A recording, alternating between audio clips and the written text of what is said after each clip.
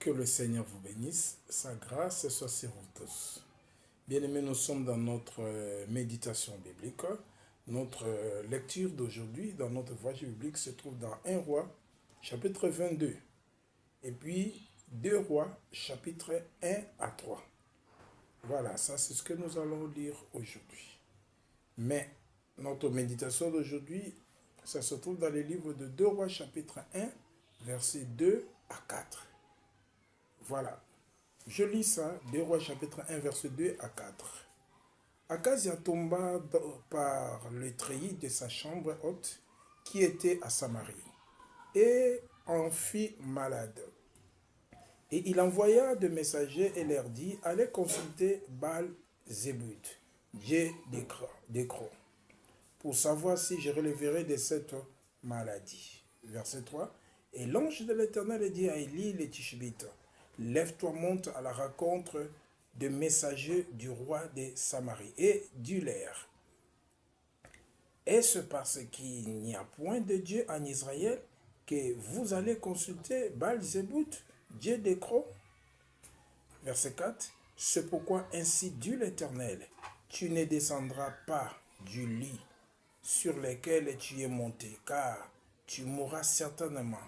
Et Élie partit. Voilà, ça c'est la méditation d'aujourd'hui. Mais qu'est-ce que nous voulons savoir? Qu'est-ce que Dieu veut nous parler dans cette méditation? Il y a 7 questions. Je peux dire 6. Première question. Qu'est-ce que nous avons appris dans cette méditation? Ça c'est une question. On nous répond ceci. Peut-on consulter Dieu? Est-ce qu'on peut consulter Dieu? Aujourd'hui, les gens vont chez les marabouts, les mystiques, les charlatans, consulter. Parce que l'Église d'aujourd'hui donne l'impression comme si Dieu parle que dans la prédication du pasteur. Oui, c'est ça la réalité. Aujourd'hui, les gens pensent que si tu veux savoir ce qui se passe, si tu veux savoir le lendemain, tu es obligé d'aller voir les marabouts. Non, on peut consulter Dieu. Dieu parle. Et deuxième question, on dit, est-ce qu'il y a des exemples à suivre, voire des références? Oui. Nous commençons par notre premier exemple. Dieu veut qu'on le consulte. Voyons ici comment il a puni ce roi parce qu'il avait laissé son Dieu pour aller chez le Dieu étranger. Il sait que le Dieu d'Israël parle sur le vrai Dieu, mais il l'a laissé pour aller chez le Dieu étranger. Et c'est ça l'erreur. Dieu parle. Quand tu as un problème, tu demandes à Dieu, il va te répondre. Deuxième exemple, Ésaïe dit, si l'on vous dit, consultez ce qui évoque les morts et ce qui prédisent l'avenir, qui poussent des sifflements et des soupirs, répondez, un peuple ne considérera-t-il pas son Dieu? S'adressera-t-il aux morts en faveur des vivants? À la loi et au témoignage. Si on ne parle pas ainsi, il n'y aura point d'horreur pour le peuple. Ésaïe, chapitre 8, versets 19 à 20. Voilà. Ici, Ésaïe a posé la question, il dit, est-ce que peuple ne considère-t-il pas son Dieu? Cela veut dire qu'on peut consulter Dieu. On peut consulter Dieu dans les problèmes que nous avons. On peut chercher à savoir qu'est-ce que Dieu dit par rapport à telle chose. On peut savoir qu'est-ce qui se passe dans telle situation. Nous avons un Dieu vivant. Troisième question dans notre méditation. Est-ce qu'il y a des recommandations que Dieu nous donne, voire les péchés à éviter? Oui, on nous dit ceci. Dans l'Église, il y a des prophètes, il y a des pasteurs qui ont les dons de voyance, de prophétie, des paroles de sagesse et de connaissances, voire même des discernements des esprits et des songes. Allons les consulter. Parce qu'ils ont Dieu, ils ont l'Esprit de Dieu. Allez les consulter, te diront ce qui se passe. Au lieu d'aller chez les marabouts, chez les charlatans, le diable ne donne rien pour rien. Oui, il te révèle les choses qui sont cachées, que tu veux savoir, mais tu ne sais pas à l'échange de quoi. Quatrième question.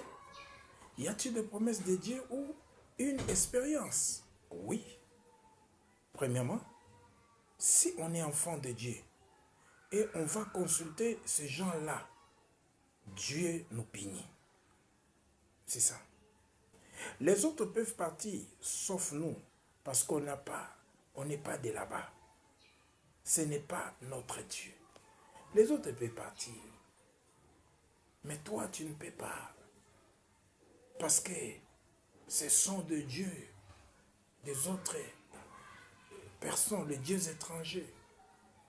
Nous avons un véritable Dieu qui a créé le ciel, la terre, le Père de notre Seigneur et Sauveur Jésus-Christ. Nous allons le consulter. Même toi, même si tu pries Dieu, Dieu peut te parler, il peut te répondre, il peut te dire ce qui se passe. Voilà. C'est très important. Si Dieu ne parlait pas, c'est qu'il n'est pas vivant, il est mort. Isaïe a dit, est-ce qu'on ne peut pas consulter son Dieu? On peut consulter son Dieu. À la loi et au témoignage. Si on ne parle pas ainsi, il n'y aura pas la lumière pour les peuples. La loi, c'est la parole. Les témoignages, c'est des révélations.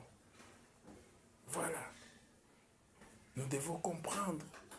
Si nous voulons voir la main de Dieu, nous voulons que les gens voient que notre Dieu est vivant, il faut que Dieu parle. Il faut que Dieu parle.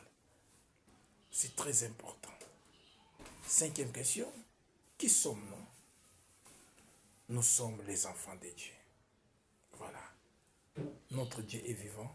On peut le consulter. On n'a pas besoin d'aller où que ce soit. Non, nous avons un Dieu vivant. Quand tu pries, il te répondra. Et qui est Dieu pour nous aujourd'hui? 6e question. Qui est Dieu pour nous aujourd'hui? On nous dit, il est le Dieu vivant. C'est-à-dire, il écoute, il répond et il agit. Voilà. Notre Dieu est vivant. Il n'est pas mort.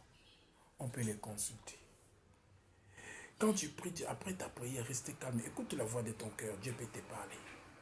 Il y a des fois dans la lecture de la parole, Dieu peut te parler. Si tu es prophétique, tu vas comprendre. Ça, c'est Dieu qui me parle. Tu peux aller voir ton pasteur pour lui dire, papa, voilà ce qui se passe. Dieu peut te parler à travers lui. Parce qu'il est un Dieu vivant. Et nous devons comprendre cela. Voilà. Prends la décision de ne pas aller chez le marabout, chez les charlatans, d'aller que chez ton Dieu parce qu'il est un Dieu vivant. Voilà. Est-ce que tu peux déclarer ceci après moi? Je ne consulterai jamais autre Dieu si ce n'est que Jésus-Christ. Dis ça après moi. Je ne consulterai jamais notre Dieu si ce n'est que Jésus-Christ. Je ne consulterai jamais notre Dieu si ce n'est que Jésus-Christ. Je ne consulterai jamais notre Dieu si ce n'est que Jésus-Christ. Je ne consulterai jamais notre Dieu si ce n'est que Jésus-Christ. Je ne consulterai jamais notre Dieu si ce n'est que Jésus-Christ. Je ne consulterai jamais notre Dieu si ce n'est que Jésus-Christ. Je ne consulterai jamais notre Dieu si ce n'est que Jésus-Christ. Que Dieu vous bénisse et que sa parole habite abondamment à vous. Dans le nom de Jésus-Christ. C'était votre frère, le saint apôtre Billy Batoumen M. Shekina. Que Dieu vous bénisse et bonne journée.